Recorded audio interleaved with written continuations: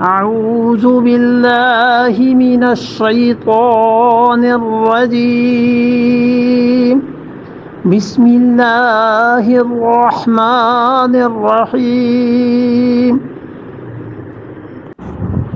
يا بني آدم خذوا زينتكم عند كل مسجد وكلوا واشربوا ولا تسرفوا إنه لا يحب المسرفين.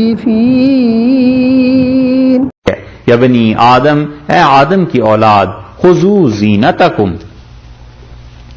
حضرت آدم علیہ السلام کی اولاد بار بار نسبت کر کے بتاتے ہیں کہ تم ایسے ہی نہیں آ گئے، تمہارے جد امجد تھے حضرت آدم علیہ السلام. اور یہ بہت بڑی زد پڑتی ہے تاریخ کے اس نظریے کے بھی جو نظریہ یورپ دیتا ہے. الفرقان جو ہے اس میں پہلے پارے کی تفسیر میں ایک جگہ بڑی تفصیل سے بات ہوئی ہے اس نظریے پہ.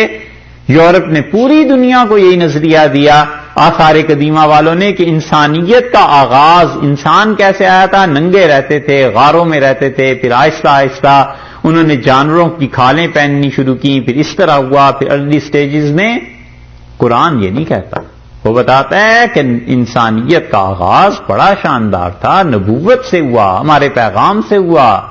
ہم نے لباس بھیجا، ہم نے یہ چیزیں بھیجی، ہم نے اپنے بندوں کو دنیا میں بھیجا تھا، علم تھا، یہ سب کی سب چیزیں. قرآن تو یہ بتاتا ہے. اسی لیے وہ بار بار آدم علیہ السلام سے نسبت کرتا ہے کہ دیکھو نبوت تھی وہاں. یا بنی آدم، یا آدم علیہ السلام کی اولاد، خذوا زینتکم، اپنی زیبائش آرائش اس کو اختیار کرو، عند کل مسجد، ہر نماز کے وقت، ہر نماز کے وقت اپنی زیبائش کو اختیار کرو. مطلب یہ ہے کہ اللہ نے جو اچھا لباس، اچھی چیزیں تمہیں دی ہیں، ان چیزوں کو تم اختیار کرو، تم پہن سکتے ہو. اللہ تعالی نے یہاں پر پھر لباس کی بات فرما دی کہ دیکھو تمہارا لباس یہ اچھا ہونا چاہیے. وہاں 3 قسم کے لباس آغاز میں آئے نا، ایک عام لباس اور ایک خوبصورتی کا ریشہ کے تحت، اور تیسرا لباس تقویٰ تھا. اب وہ جو پہلا اور دوسرا لباس ہے اس کو یہاں پھر لا رہے ہیں کہ خذوا زینتکم عند کل مسجد، ہر نماز کے وقت. مسجد سے مراد نماز کا وقت جب آ جائے تو اس نماز کے وقت میں، مسجد کے وقت میں دیکھو تم نے کیا کرنا ہے، اپنے لیے آرائش، زیبائش، اس سامان کو اگر تم پیدا کر لو گے، اس سامان کو اختیار کرو گے، بالکل ٹھیک ہے.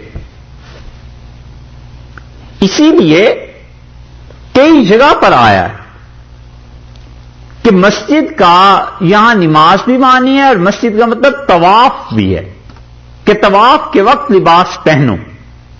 اگر طواف مان لیا جائے تو یہ رد ہے وہ جو اتنی تفصیل سے بات ہوئی کہ یہ قریش مکہ کیا کیا کرتے تھے. تو اللہ تعالیٰ نے فرمایا کہ طواف کے وقت، نماز کے وقت ان چیزوں کے لیے لباس کو پہنو. اور اسی لیے حدیث میں اتنے واقعات آئے ہیں کہ یہ حضرات ان چیزوں پر توجہ دیتے تھے.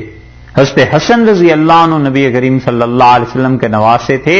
ان کے متعلق آتا ہے حدیث میں کہ جب نماز کے لیے جاتے تھے اچھے سے اچھا لباس پہنتے تھے. تو کسی نے کہا کہ آپ تو رسول اللہ صلی اللہ علیہ وسلم کے گھرانے سے ہو کے اتنا اچھا لباس پہنتے ہیں. انہوں نے کہا تم نے سنا نہیں، اللہ نے فرمایا کہ جب تم نماز کے لیے آؤ تو اچھا لباس پہن. اور انہوں نے یہ بھی جواب دیا کہ جمیل، اللہ تعالیٰ خود خوبصورت ہے، یحب الجمال، اور اللہ خوبصورتی کو پسند کرتا ہے. اللہ چاہتا ہے کہ اس کے بندے اچھا لباس پہنے، آرائش، زیبائش، کوئی حرام نہیں ہے. اسی لیے تو فرمایا ہے اس پوری آیت کو اور اس کے بعد والی آیت کو اگر پہلے ہم دیکھ لیں پھر تشریح میں آسانی رہے گی. فرمایا کہ ان سے کہیے کہ تم ہر نماز کے وقت یا طواف کے وقت اپنے لباس اچھے اختیار کرو، وکلو، اور کھاؤ، واشربو، اور پیو، ولا تسرفو، اور دیکھو تسرف ولا تسرفو، اور مت اڑاؤ، انہ لا یحب المسرفین، اور اللہ تعالیٰ نہیں محبت کرتا جو اپنے مال کو اڑاتے ہیں.